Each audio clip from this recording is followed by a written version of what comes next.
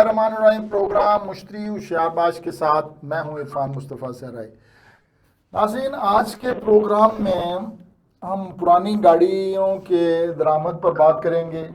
ایک بڑا مسئلہ سیلاب سے وبائی امراض پھیل رہے ہیں، حکومت اس پر کیا کر رہی ہے، اس کو روکنے کے لیے کیا کیا اقدامات ہو رہے ہیں۔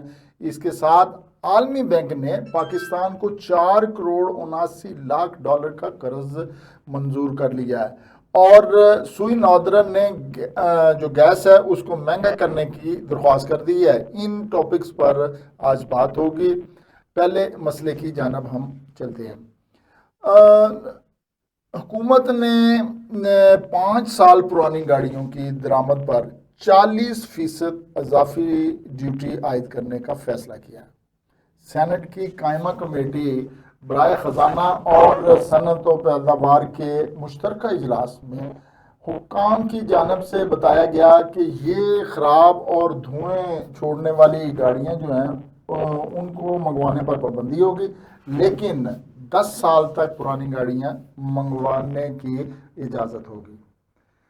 چند ماہ قبل آئی ایم ایف نے پاکستان میں مقامی سطح پر تیار ہونے والی گاڑیوں کے معیار پر سوال اٹھاتے ہوئے گاڑیوں کی درآمدات کی شرائط جو ہیں وہ نرم کرنے کا اعلان کیا تھا، جس سے گاڑیوں کی قیمتوں میں کمی کی توقع کی جا رہی تھی، مگر بجٹ میں متوقع جو ہے متوسط طبقے کے سواری یعنی 850 سی سی تک کی تمام گاڑیوں پر جنرل سیلز ٹیکس کو 12.5% سے بڑھا کر 18% کر دیا گیا تھا، جبکہ تمام گاڑیوں پر کلائمیٹ سپورٹس لیوی بھی عائد کر دی گئی، جس سے گاڑیوں میں قیمتوں میں کئی لاکھ روپے تک مزید اضافہ ہو گیا۔ اس وقت درآمدی جو گاڑیوں پر کسٹم ڈیوٹی اور ریگولیٹری ڈیوٹی اور ایڈیشنل ڈیوٹی کے نام پر 50 سے 156% تک ڈیوٹی عائد ہیں، اور 40% اضافی ڈیوٹی سے یہ شرح 196% تک ہو جاتی ہے۔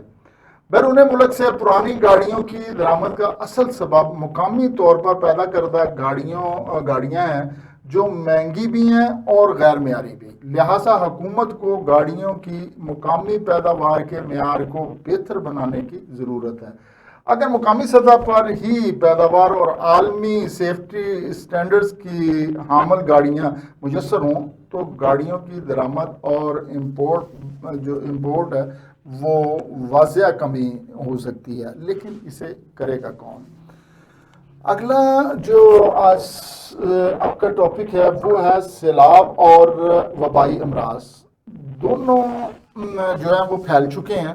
خیبر پختونخوا کے سیلاب متاثرہ اضلاع میں وبائی امراض کے پھیلاؤ کی تشویشناک صورتحال سامنے آ رہی ہے۔ صوبائی محکمہ صحت کی رپورٹ کے مطابق سیلاب سے متاثرہ 11 اضلاع میں 2,88,000 سے زائد مریض رجسٹرڈ ہوئے، جبکہ صرف 24 گھنٹوں میں 10,000 سے زائد مریضوں کا علاج کیا گیا۔ متعدد بیماریوں کے 18,500 کیسز رپورٹ ہو چکے ہیں، جن میں خارش، ملیریا، آنکھوں کے انفیکشن، پیچس اور دوسرے امراض شامل ہیں۔ ان علاقوں میں جہاں اب تک پانی اور کیچڑ کی نکاسی کا انتظام نہیں ہو سکا، ہیضے سمیت دیگر وبائی امراض کے پھیلاؤ کا خدشہ ہے۔ اس حوالے سے صوبائی حکومت کے لگائے گئے ہیلتھ کے جو کیمپس ہیں وہ تعداد کافی نہیں ہے۔ حالات کے پیش نظر ضروری ہے کہ متعلقہ اداروں کو فوری متحرک کیا جائے اور سیلاب سے متاثرہ جو اضلاع ہیں ان کو تمام تحصیلوں اور دور دراز مقامات پر صحت کی ٹیموں کو فعال کیا جائے تاکہ ان امراض کو ابتدائی مرحلے پر ہی کنٹرول کیا جا سکے، تاکہ وہ مزید پھیلنے سے روکا جا سکے۔ ہماری طبی نظام کی کارکردگی کسی سے بھی چھپی نہیں۔ یہ قدرتی آفت کے بعد انسانی غفلت سے وبائی امراض کے پھیلاؤ کی کوئی گنجائش نہیں، لہٰذا ضروری ہے کہ وبائی امراض کے پھیلاؤ کے پیش نظر متعلقہ ادارے رویہ اختیار کریں۔ متاثرہ علاقوں میں نکاسی آب کا جو کام ہے وہ جنگی بنیادوں پر کرنے کی ضرورت ہے۔ اور اگلا ٹاپک آج کا ہے، عالمی بینک نے پاکستان کے لیے 4,79,00,000 کی گرانٹ جو ہے وہ منظور کر دی ہے۔ وزیر اعظم محمد شہباز شریف جو ہیں وہ ملک میں بیرونی سرمایہ کاری کے لیے دن رات کوشش میں ہیں۔ اس لیے وہ کئی ممالک کے دورے بھی کر چکے ہیں، جن کی اعلیٰ قیادتوں نے ہمارے وزیر اعظم صاحب کو پاکستان میں سرمایہ کاری کرنے کی یقین دہانی بھی کرائی ہے، لیکن سوائے چند ایک ملکوں کے کسی طرف سے کوئی پیش رفت جو ہے وہ نظر نہیں آ رہی۔ پاکستان کو یقین دہانی کرانے والے ممالک سرمایہ کاری نہ جانے کرتے بھی ہیں یا نہیں، البتہ عالمی مالیاتی ادارے کی طرف سے پاکستان میں دھڑا دھڑ سرمایہ کاری جو ہے وہ کا سلسلہ شدت و مد کے ساتھ جاری ہے، وہ بھی اپنی من مانی شرائط پر۔ یہ ادارے معمولی سی رقم لگا کر سود کی مد میں پاکستان سے کروڑوں ڈالر وصول کر رہے ہیں۔ ان کی اس سرمایہ کاری سے نہ ہماری معیشت میں بہتری آ رہی ہے اور نہ اس سے عام آدمی مستفید ہو رہا ہے۔ البتہ جن کے وارے نیارے ہو رہے ہیں وہ جو ایڑیاں اونچی کر کے ان مالیاتی اداروں کا شکریہ ادا کرتے رہتے ہیں۔ کچھ سال پہلے پاکستان نے سالانہ بجٹ میں سے 3200 ارب کا قرضہ سود کی مد میں ادا کرنا تھا، پھر بجٹ میں 1200 ارب روپے مختص کیے گئے۔ اس سال بجٹ میں 8000 ارب روپے سود کی ادائیگی کی مد میں رکھے گئے ہیں۔ اس سے بخوبی اندازہ لگایا جا سکتا ہے کہ چند سالوں میں قرض لینے کی رفتار خطرناک حد تک بڑھ گئی ہے۔ آدھے سے زیادہ بجٹ ان قرضوں کے سود پر لگ رہا ہے۔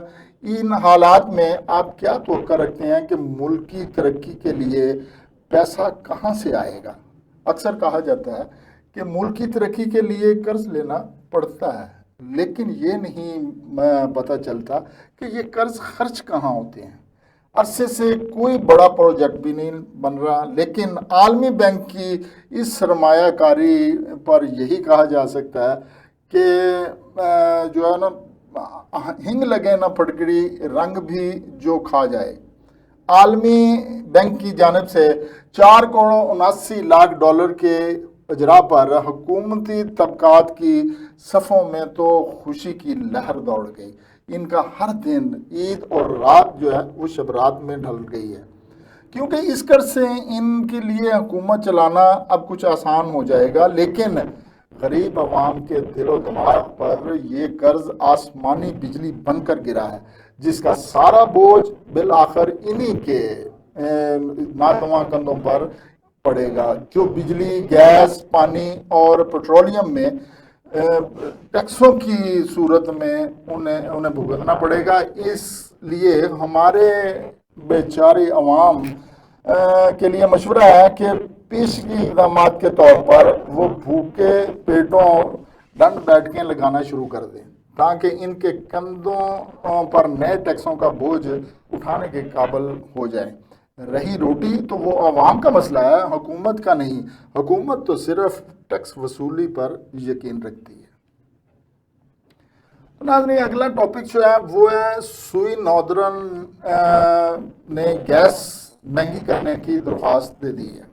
ٹیرف بڑھانا مجبوری ہے، یہ کہنا اوگرا کا، اور چیئرمین اوگرا نے اسے صاف الفاظ میں کہہ دیا ہے۔ اوگرا ہو یا نیپرا، دونوں نے ہی عوام کو پگنی کا ناچ نچا رکھا۔ انہیں اپنے اپنے نرخ بڑھانے کی مجبوری تو نظر آتی ہے، لیکن عوام کی مشکلات انہیں کبھی نظر نہیں آئیں۔ ان کے بھیجے گئے بھاری بھرکم بل اور ان میں موجود ناجائز ٹیکسز بھر بھر کر جو ادموئے ہو چکے ہیں، ہر ماہ یہ بل وصول کرنے والے کی حالت غیر ہو جاتی ہے، اور اس کے خاندان والے یہ شور مچاتے ہوئے کہ اس کی جانب لپکتے ہیں کہ وہ اوگرا، مگر افسوس یہ دردناک آوازیں نہ اوگرا کو سنائی دیتی ہیں نہ نیپرا کو، وہ تو بس آئے روز اپنے نرخ بڑھانے میں قوم پر تھوپنے پر جا رہے ہیں۔ حیرت تو یہ ہے کہ ملک کے کئی شہروں میں گیس موجود ہی نہیں، گرمی ہو یا سردی۔ لاہور جیسے شہر کے کسی علاقے مسلسل گیس سے محروم چلے آ رہے ہیں، لیکن ان علاقوں کے مکینوں کو بھاری بل باقاعدگی سے بھیجے جا رہے ہیں۔ جب گیس عوام کو دی ہی نہیں جا رہی تو اس کی قیمت کس بنیاد پر وصول کی جاتی ہے، وہ بھی اضافی چارجز کے ساتھ۔ اور یہ تماشا یہ ہے کہ اگر کوئی صارف ہر وقت بل ادا نہیں کر پاتا تو بلا ہیل و حجت محکمہ اس کا میٹر کاٹ دیتا ہے۔ مزے کی بات یہ ہے کہ بحق سرکار یہ میٹر ضبط بھی کر لیا جاتا ہے، جس کی قیمت وہ ڈیمانڈ نوٹس کے ساتھ ادا کر چکا ہوتا ہے۔ سوال یہ ہے کہ جب صارف محکمے کو قیمت ادا کر کے یہ میٹر خرید چکا ہے، جو آپ صارف کی ملکیت، اب صارف کی جو ملکیت ہے، تو محکمہ کس جواز کے تحت یہ میٹر اتار کر اپنے پاس رکھ لیتا ہے، جو قانوناً ہی جرم ہے، محکمے کی کھلی بدماشی بھی ہے۔ لیکن کیا کیجئے، محکمہ کی اس کھلی بدماشی پر نہ حکومت ٹس سے مس ہوتی ہے، نہ یہ انصاف کی جو عملداری ہے اس کو کوئی ضرر آتی ہے۔ ہماری عوام منہ بسورتے، خود کو کوستے اور برداشت کے آنسو پیتے رہ جاتے ہیں۔ اب دیکھتے ہیں آنے والے نیا ٹیرف عوام کو کس آندھی کھائی کی طرف دھکیلتا ہے، جبکہ عوام زندہ درگور تو پہلے ہی ہو چکے ہیں۔ اب حکمرانوں کی وارداتیں تو بڑھتی ہیں، اب رہی جو نئی واردات ہے اس کو بھی سن لیں کہ وزیر اعظم شہباز شریف نے آئندہ چند روز میں قطر جانا ہے۔ وہاں ایک مسئلہ ان کا منتظر ہے۔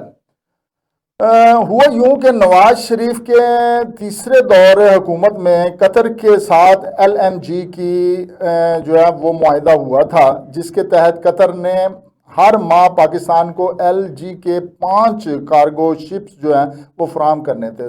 2019 میں عمران خان کی حکومت میں ان کے مشیر خصوصی جو توانائی ندیم بابر نے جو ہے وہ قطر جا کر 10 سال کا ایک نیا معاہدہ کر لیا کہ پاکستان اگلے 10 سال تک 5 کے بجائے 9 کارگو شپس جو ہیں وہ لے گا۔ اب پتہ چلا ہے کہ پاکستان میں LNG کی کھپت کم ہے اور قطر سے اگلے 5 سالوں میں 177 کارگو جو ہیں وہ شپس لینے ہیں، جن کی پاکستان کو ضرورت نہیں، لیکن پاکستان معاہدے کے تحت 177 LNG جو کارگو شپس ہیں وہ لینے کا پابند ہے، چاہے انہیں لا کر صحرا یا سمندر برد کر دے۔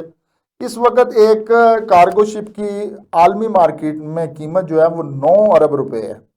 بتایا جا رہا ہے کہ کل رقم 500 ارب ڈالر بنتی ہے، لیکن جس ملک میں چینی اور گندم کو ایکسپورٹ اور کبھی امپورٹ کرنے والی وارداتوں جو ہے وہ ہر سال ہو رہی ہوں، تو 177 کارگو شپس کا حساب کون رکھتا ہے؟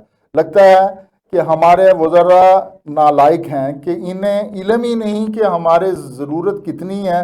نہیں، ایسا نہیں ہے، یہ انتہائی شاطر ہیں۔ اب ندیم بابر یہ معاہدہ کر کے امریکہ نکل گئے، اب آپ جانیں، قطر جانیں اور LNG کے 177 فالتو کارگو شپس جانیں۔ خدا ہم سب کا حامی و ناصر۔ اسی کے ساتھ